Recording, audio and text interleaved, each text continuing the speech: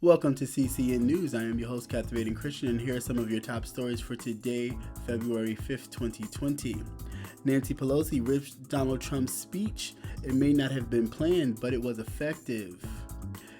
White CEO hurls racial slurs at black Uber driver after he asked him to sit in the back seat.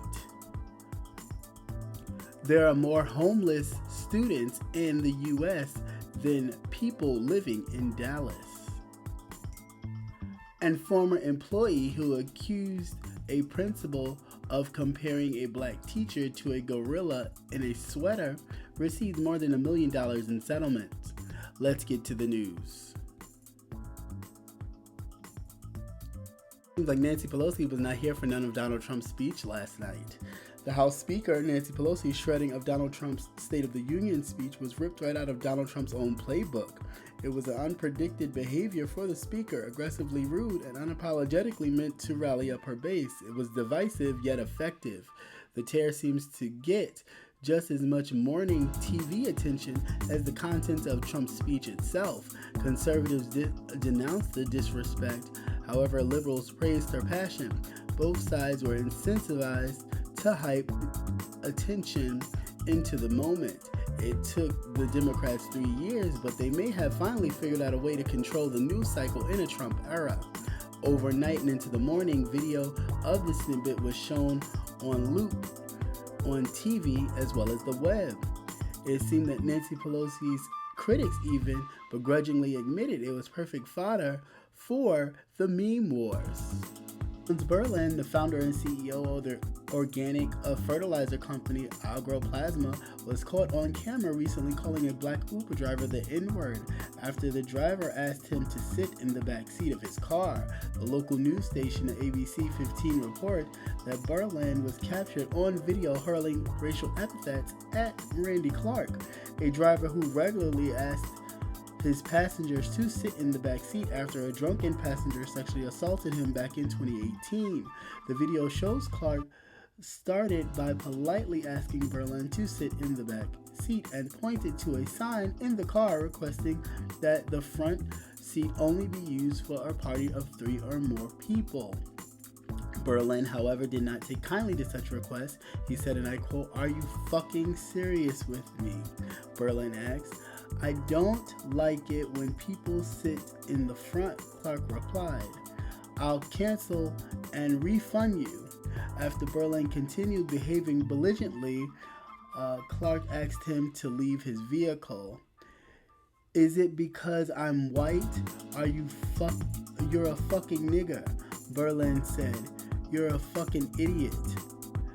After being contacted by ABC 15, Berlin apologized for his racial tirade.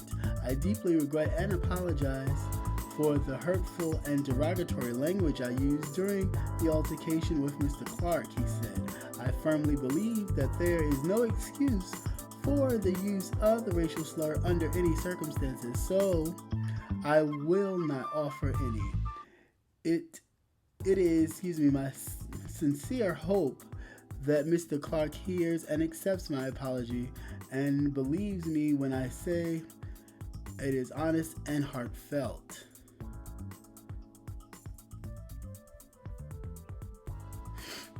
More than 1.5 million U.S. public school students experienced homelessness during the 2017-2018 school year, according to a National Center for Homelessness education report released back in January. The number, which is the highest record in 10 years, and represents a population larger than the estimated total population of Dallas, Texas. The number of students experiencing homelessness has spiked 15% between the years of 2015 to 2018 and the 3 most recent school years covered in this report.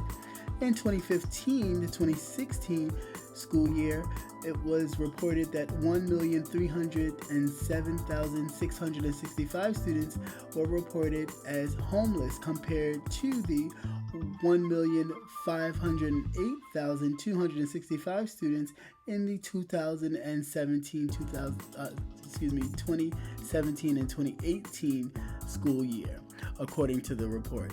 The report numbers of children and youth experiencing homelessness worldwide is alarming, says Barbara Duffel, the executive director of Schoolhouse Connection, a nonprofit that works to combat homelessness.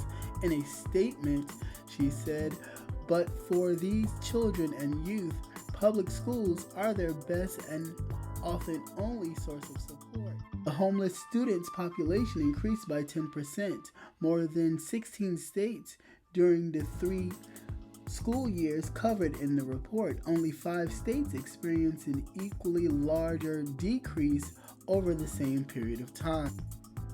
3 educators who were working at the Pan American International High School in Queens claimed that at the time, Principal Minerva Zenka intentionally ousted them with falsely drafting negative performance evaluations, according to the Daily News. The Federal Justice Department filed a lawsuit back in 2016 alleging that the city's education department allowed a pattern of and practice of discrimination during the years of 2012 and 2013 school years.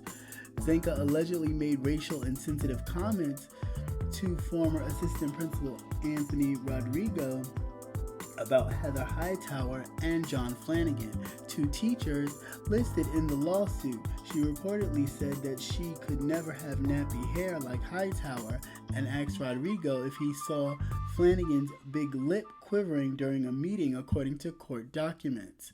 According to the New York Times, Zenka said one of the teachers looked like a gorilla in a sweater.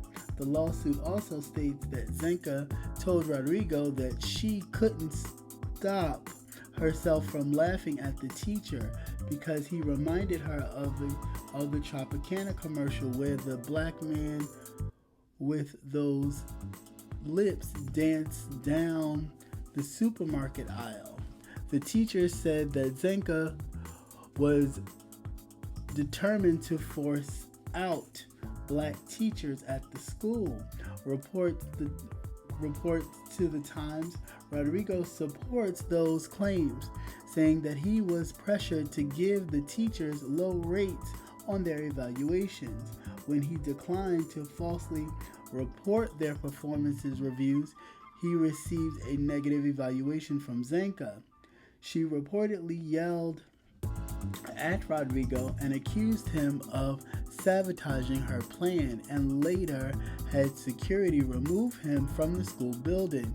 Rodrigo received a $175,000 settlement upon leaving the school back in 2013. Flanagan and Hightower left after the 2012-2013 school year.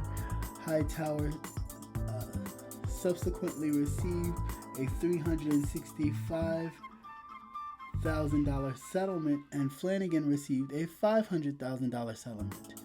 Lisa Erica James, the 3rd teacher in the lawsuit, has yet to settle with the city and plans to take her case to watching and listening to CCN News. As always, please be the change that you want to see. So if you want change, you have to be that change. The change begins with you. Thank you for watching. Please like, share, and subscribe. Once again, I'm your host, Captivating Christian, and thanks for watching. Peace.